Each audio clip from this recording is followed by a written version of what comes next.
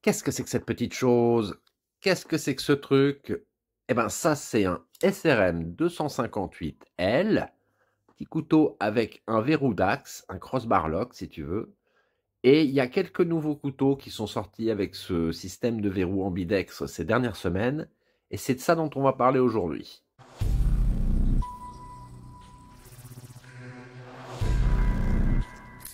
Bonjour à tous, vous êtes sur Lame de Pique, la chaîne des collectionneurs de couteaux.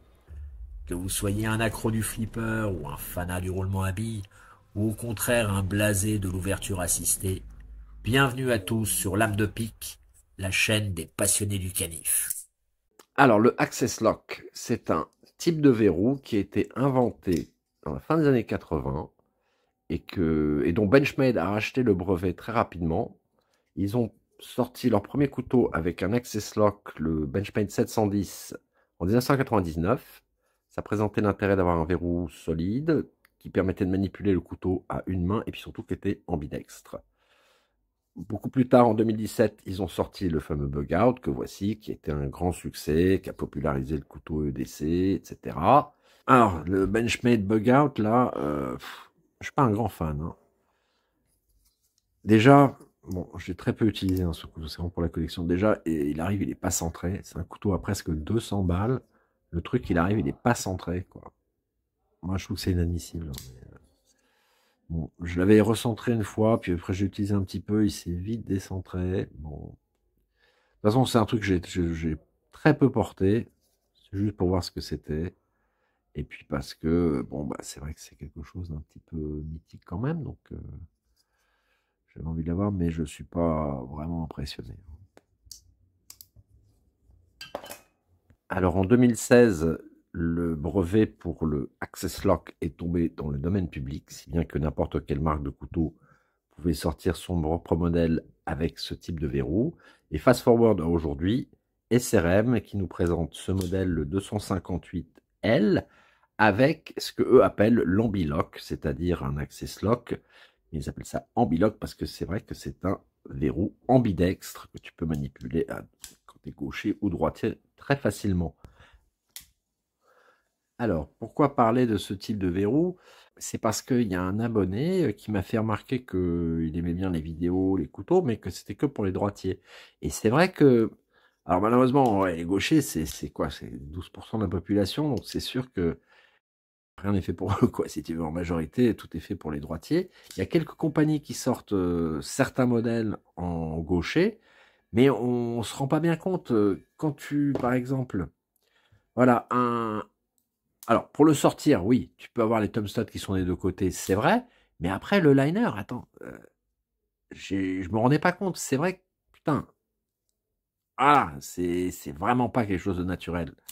Donc, je comprends que ce soit pas toujours agréable pour nos amis les gauchers. Les couteaux sont pas faits pour eux, en tout cas la majorité. D'ailleurs, un de mes amis gauchers qui aiment les couteaux, ils utilisent de la main droite, hein, parce que finalement, il n'y a pas le choix. Comme les ciseaux. Et en termes de verrou, ben, alors le button lock, alors attends, le button lock, alors bon, tu peux l'ouvrir comme ça parce que ça c'est un couteau avec un flipper.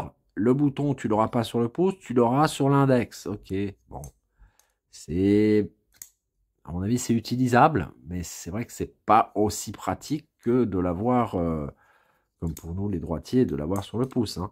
Mais bon, je dirais que quand même ça, à mon avis, ils peuvent l'utiliser, même si c'est pas la meilleure solution, au moins ça se... Bon, voilà, solution de secours, on va dire. Mais c'est pas aussi bien que le fameux crossbar lock, qui là, pour le coup, c'est pareil que tu sois droitier ou gaucher. Moi, je suis pas gaucher, hein. Hop là. Mais voilà, tu peux le sortir, tu peux l'entrer, tu peux le rentrer, tu es peinard. Voilà, donc c'est pour ça que je voulais faire cette vidéo sur les couteaux avec ce type de verrou. D'abord parce qu'il y avait des nouveautés, puis parce que pour une fois, présenter des couteaux qui sont complètement ambidextres, ben ça fera plaisir à tout le monde. Voilà. Et dis bonjour à Harry, et abonne-toi. Alors ça, c'est un petit couteau qui est en fait un couteau de taille moyenne plutôt, hein, puisqu'il fait un petit peu plus de 20 cm pour 101 grammes. L'acier de la lame, c'est du D2. finish, là, c'est un finition satin très, très joli, bien foutu. Le manche est en G10, un très beau G10, comme tu peux voir, hein, qui a été, dont les contours ont été travaillés. Donc, on a bien en main, c'est une belle qualité. Et puis, une autre particularité, c'est un modèle donc, qui est en monochâssis, c'est-à-dire un intégral. Donc, c'est une feuille d'acier qui a été pliée et sur lesquelles sont montées les plaquettes directement. Il n'y a pas de liner, hein, c'est directement comme ça. Alors, c'est pas le premier modèle de ce type que SRM a sorti. Au contraire, ils en ont plusieurs. Moi, j'avais par exemple celui-ci, le SRM 72-28, ça c'est le BGT, parce que celui-ci donc est en monochâssis. Il existe sans être monochâssis, avec des plaquettes et des liners normaux, mais celui-ci c'est un monochâssis et il a une lame de 14C28N. C'est un super couteau. Moi j'avais le petit au début, qui n'était pas en monochâssis, et c'est pour ça qu'après je me suis tourné vers celui-ci pour avoir dans ma collection un couteau qui était un intégral. Ça, c'est le petit modèle qu'ils avaient sorti avant. Voilà. Ça aussi, ça s'appelle un 72-28. Très joli petit couteau. J'adore la forme de cette lame. Ça, celui-ci, c'est en D2 par contre, hein. Mais toujours avec ce type de verrou, l'ambiloc, avec leur fameux clip réversible. Tu pinces ici, ça sort, tu le remets de l'autre côté. Très très bien fichu. Et SRM, ils sont connus pour proposer comme ça des modèles qui sont qui ont un peu un look industriel et qui sont pas chers, quoi. Ça, c'est 52 balles, hein. 52 euros, je vais payer. En général, c'est dans cette gamme de prix. Peut-être qu'ils ont maintenant, ils sortent sur les modèles les plus populaires des versions un peu plus haut de gamme, mais en général, voilà, c'est ça. Et tu as des couteaux à moins que ça, hein. Il y a des modèles en D2 avec des systèmes de verrou plus simples qui sont à moins de 30 balles. Donc, c'est une marque un petit peu comme Ganzo qui produit des couteaux pas chers et vraiment de bonne qualité que tu peux utiliser pour le boulot, pour faire du bricolage sévère, quoi. Très bon ODC. Donc voilà, le 258L, ambidextre, super petit couteau, qui est déjà difficile à trouver, hein, donc, parce qu'en France, c'est pas très bien distribué, malheureusement. T'as coûté retour en gel de Best Knife. Bon, voilà. Après, j'en ai pas trouvé sur AliExpress. En ce moment, celui-ci, il est out of stock sur Couterie Tourangelle, mais bon, ça reviendra, hein. Très bon petit couteau, pas cher, qui fait le taf. Alors, personnellement, je ne l'ai pas depuis longtemps, donc hein, j'ai pas testé moi-même la solidité de ce couteau, mais j'ai vu pas mal de vidéos d'autres gens qui l'ont soumis à des tortures, à la gégène, à la bassine, à ce que tu veux. Et le truc tient vraiment bien la route, hein. Donc, enfin, comme d'habitude, je dirais, hein, les précédents couteaux, c'était quand même du bon matos. Voilà, le SRM 258L. Deuxième couteau du jour, c'est le CJRB Prado. Donc, ça, c'est un couteau avec aussi un access lock, qu'eux appellent le crossbar lock. C'est un grand couteau, couteau pleine taille, qui fait 21 cm et demi, si je ne m'abuse, pour un petit peu moins de 100 grammes, hein. La lame, c'est le racier AR RPM 9, dont tu as une ouverture soit avec ce fameux crossbar lock, comme ça, soit avec le trou de lame, qui marche très bien en inverse, comme avec le pouce, voilà. Le manche est en bois rosewood, donc en bois de rose. Mais ils ont aussi des manches en ébène et des manches en G10, noir ou bleu. Le design, c'est Ray Laconico. Ray Laconico, c'est celui qui nous a fait des couteaux très élégants comme ça, vraiment bien droits, avec des lignes sobres. Par exemple, le Kaiser Yorkie, que j'aime beaucoup. Très chouette, hein. C'est toujours un petit peu des couteaux de gentleman, hein. Voilà, Kaiser Yorkie, donc très rectiligne, sobre, pas beaucoup d'artifice. Il avait fait aussi, chez Artisan Cutlery, il a fait le Sirius, qui est un couteau magnifique. Pareil, aussi un couteau de gentleman, hein. Oh, qu'est-ce qu'elle a, cette là? Voilà, pourtant je l'ai nettoyé tout à l'heure, mais bon, c'est comme disent les Américains, des aimants à empreinte. Voilà, donc le Sirius de Artisan de Cutlery. Très beau couteau de Rella Conico, comme il sait les faire. Bref, le Prado, bien fichu. Alors, je dirais que c'est un bon couteau de décès. Un couteau qui ira très bien à nos amis gauchers, hein, avec son système de verrou crossbar lock. Et celui-ci, tu le trouves à 65 €, quel que soit le modèle. Très belle réussite de CJRB. Couteau très élégant. Voilà. On a bien en main. Hein, c'est... Voilà. Alors, le troisième couteau que je voulais te présenter, c'est le QSP Volt.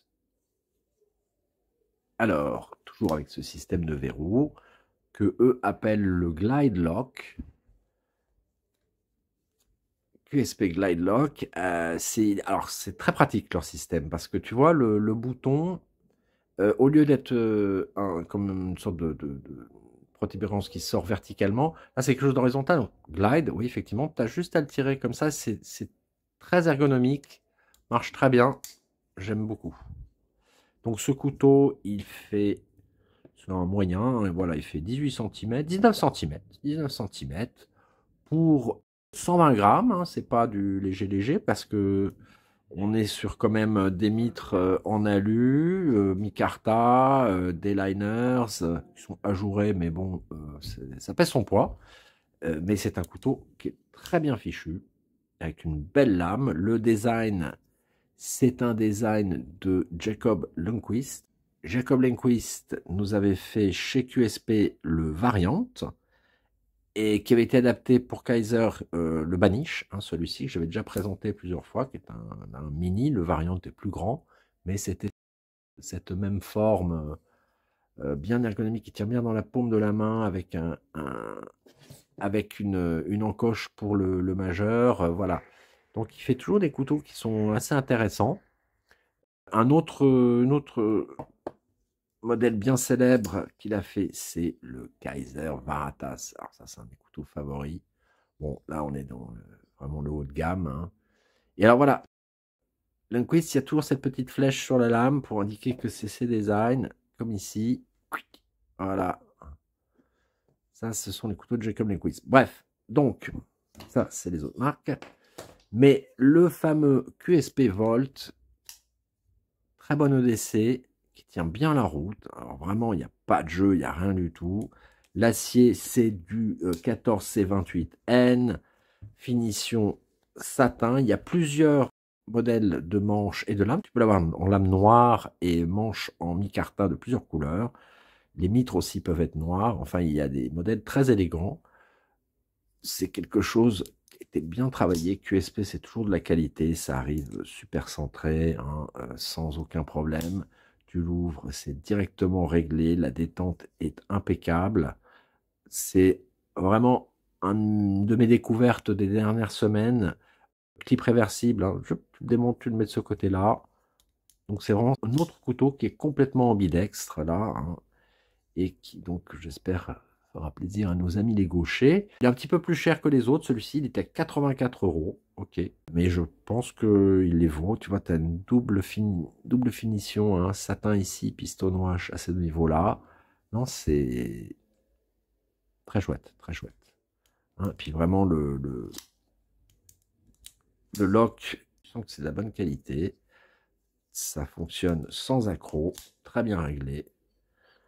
Voilà, le Volt, QSP Volt.